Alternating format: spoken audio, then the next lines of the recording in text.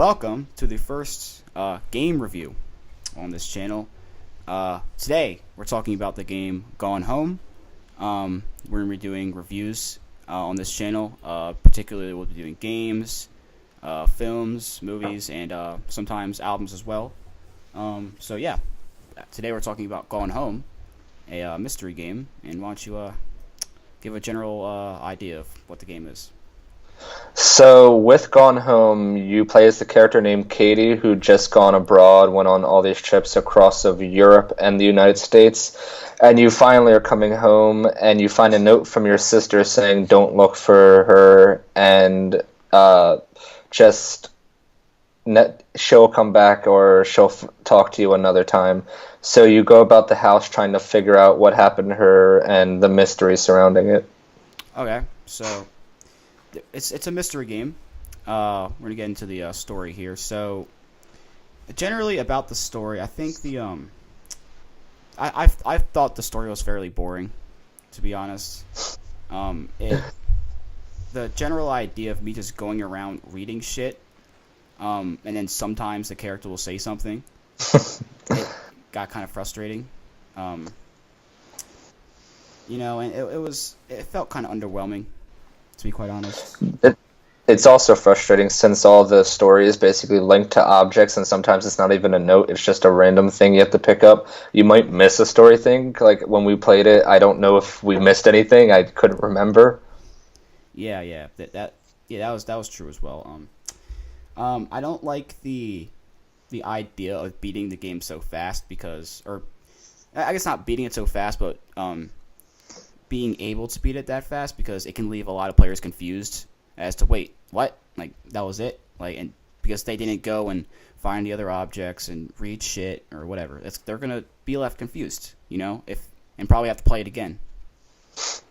Yeah, I think that even then, like, the story's so basic that even if you do miss something, you can't even tell. You're like, all right, nothing really happened there. Is there something missing? Like, or is this just the next thing? It's not really that good of a linear type story.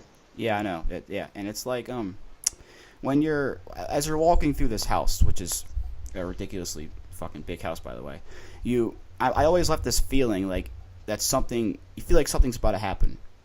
Like, something is just going to happen. Not, horror-wise, even though it's not a horror game, but, feel like something's just going to happen, but nothing ever happens. I just walk the whole time. Yeah, when I first played the game, as most people, I think, who first played it, thought it was a horror game type thing. So there's always flashing lights or something, there's hidden rooms, and you're thinking, all right, what's coming, and then it just ends. And it's like, okay, anything else, please? Yeah, so, like, I mean, there was some cool story arcs, like, I enjoyed being able to find out about the father's writing career, being not good. Being the worst writer who can only write one thing. Yeah. And finding out about how the parents weren't necessarily cool with the decision of the sister, going to the military. Wasn't the sister going to the military? Not sister, yeah, gotcha. But that part was actually kind of interesting. It would have made more sense. Like, I wish I had to find out these things. Like, it shouldn't be an optional thing, because these are major keys to the story. That's why I'm saying, if I just went to the attic and I didn't do that, I'd be confused. Like who is this? Who are these people? Like, what do you mean? So, for some spoilers, basically the story is that your sister Sam, she moves into this new house after you've already left with the mother and father, and she starts going to school. She meets this girl named Lonnie, who she starts to hang out with and then develops feelings for. And through a bunch of the story bits that we've talked about that you could end up missing, so that you don't even know what happened, they end up getting together. And towards the end, you start to learn, oh no, Sam wants to go to college, and also Lonnie is going to the military, so they might end up separated from each other. Yeah, so, like, generally, like, I feel like the game would have been better if you needed to find out things like that, because otherwise, I'm sure there was plenty of people that were very underwhelmed because they didn't necessarily find all the key information and find certain items and read certain things and stuff like that. So yeah.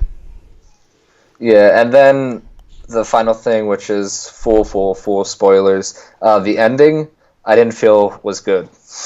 No, it was not. It was There not. wasn't really any payoff. All that happened was that Lonnie decided she didn't want to go to the military, and now they were going to run away with each other, and that's it. They're like, all right, I'm going to go, bye. And, like, there might be build up through the notes if you're invested in the story and everything, like, oh my god, what's going to happen? But to the general people, if you don't really, if you're just playing through it and then that happens, you're sort of left like, oh that was pretty anticlimactic. Yeah, exactly. It was like I wish the ending had some a bigger reveal or a twist that at least left me thinking more about the game. Generally, to where it left me an ending where I just maybe not care, really. You know, that was Yeah. my issue with the ending. Yeah, the biggest problem I see with the story is that it basically depends on the person.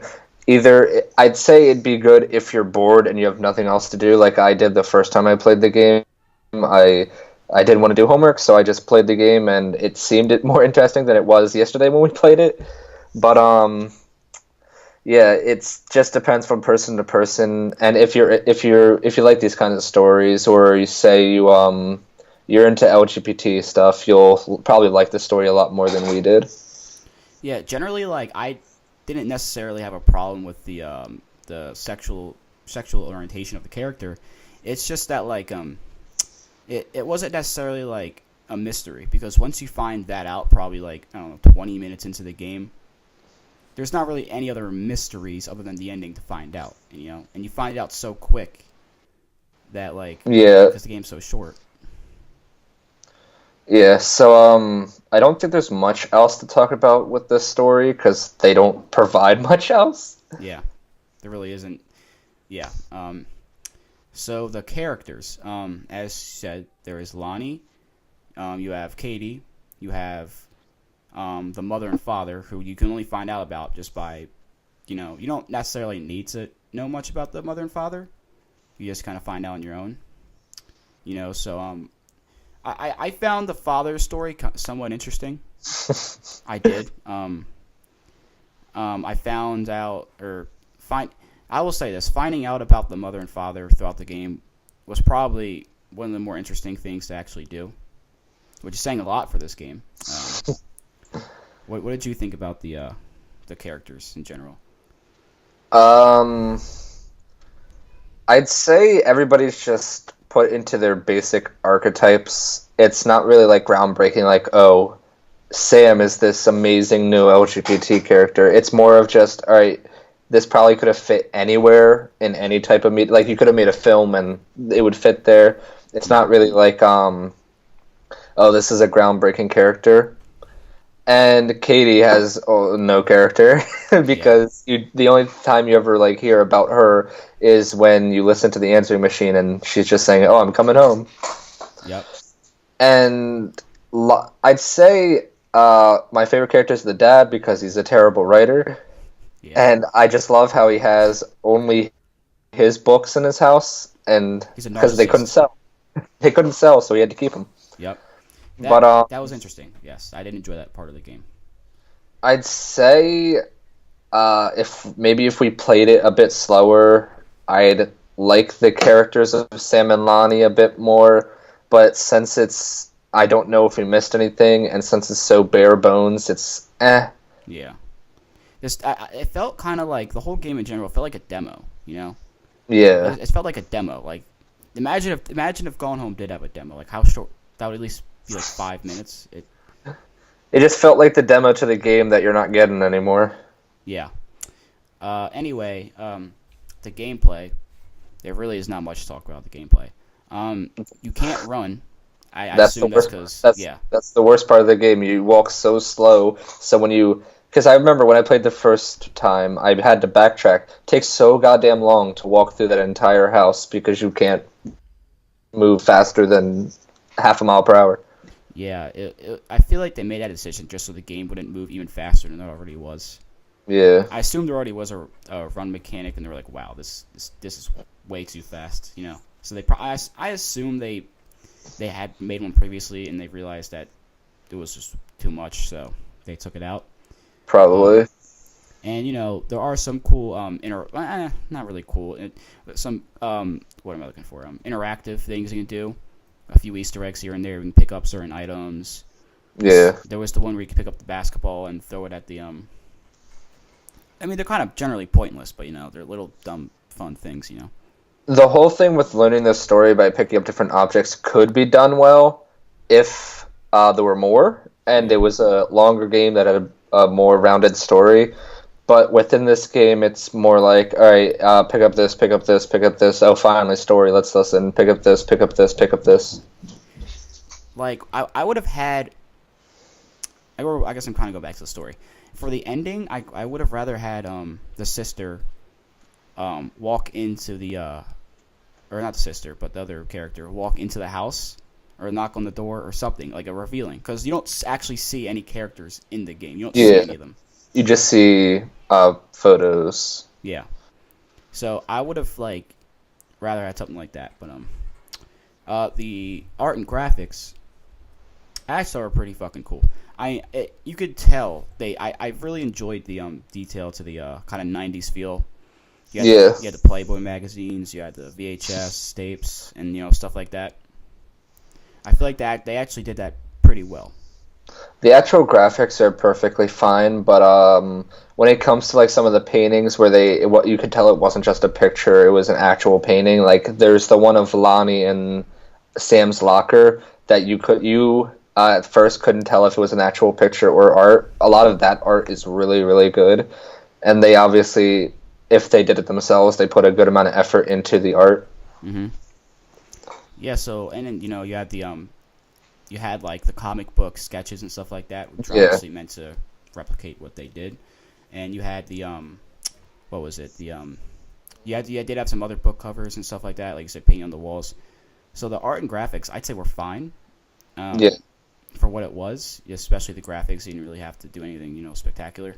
The art, like I said, pretty fucking good for the most part. Mm-hmm. Normally with games like this, you'll just have like a little 2D sketch, but you can't actually pick it up. You'll just notice that it's a book, but you can't tell because they look like words, but they're not actually. You know what I mean? So I appreciate that. This game kind of needed that with what it was going for. It needed the kind of detail and stuff like that. So I appreciate that a lot. Yeah. The music. We didn't listen to it because we didn't know if it was copyrighted or not. Yeah. Here's what I'll say from what I did here. I appreciate they got actual licensed music in the game. That's pretty fucking cool. I assume it was like